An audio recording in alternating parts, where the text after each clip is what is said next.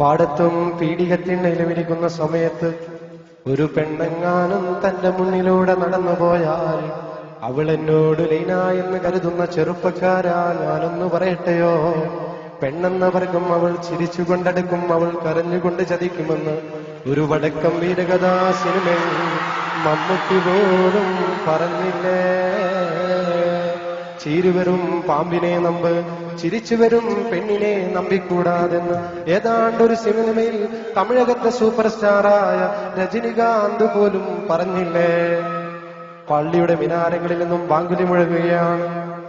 ആ പള്ളിയുടെ മിനാരത്തിൽ നിന്ന് ബാങ്കുലി മുഴങ്ങുന്ന സമയത്ത് ആ ബാങ്കിനെ പൂർണ്ണമായി അവോയ്ഡ് ചെയ്തു. എന്റെ ചെറുപ്പക്കാരാ, ഞാനൊന്ന് പറയട്ടെയോ, മക്കളെ, ക്രിക്കറ്റ് കളി ഹറാമാണ്, ഫുട്ബോൾ കളി ഹറാമാണ്, ഷട്ടിൽ ബാറ്റ് ഹറാമാണ്, പിന്നെ ഒരു കളിയും കൂടിയുണ്ട്, അതിന്റെ പേരെനിക്കറിയില്ല, എങ്കിലും ഞാൻ പറയാം.